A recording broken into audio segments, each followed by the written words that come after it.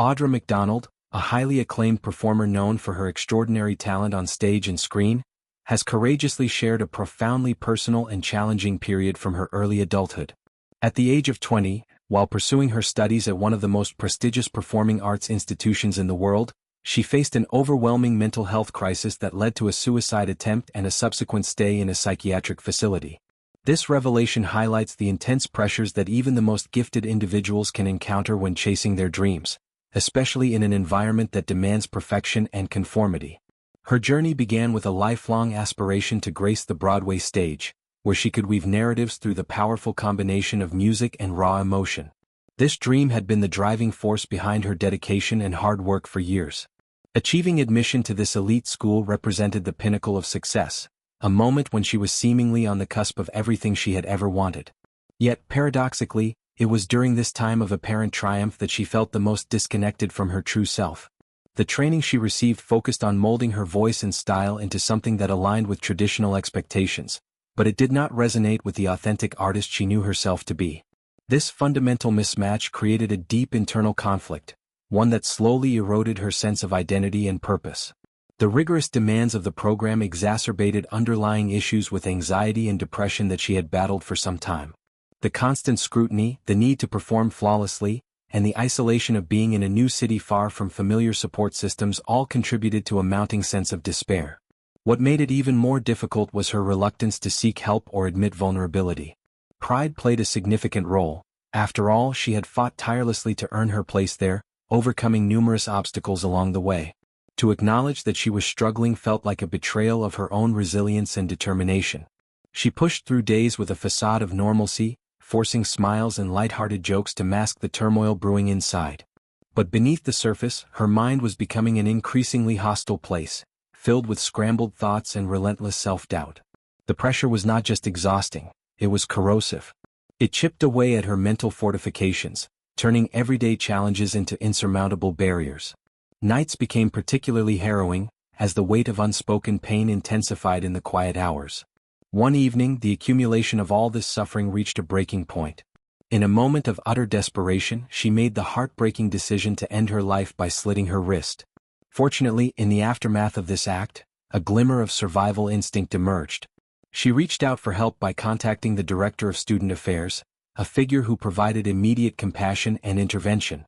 This individual remained by her side, offering unwavering support and ensuring that professional assistance was summoned without delay.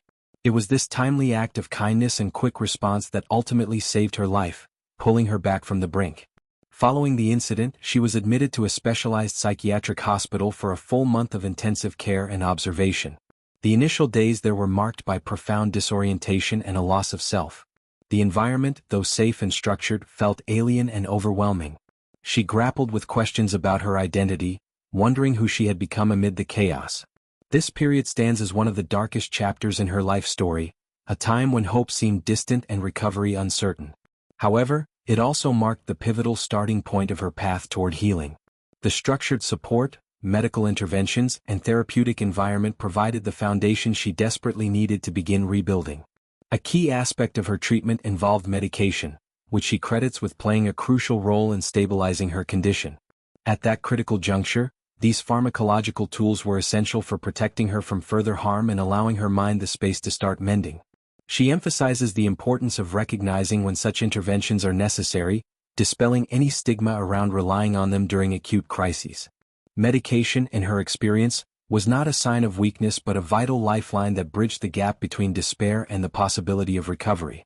Reflecting on the name of the hospital that became her sanctuary during this turmoil, she finds a poetic significance.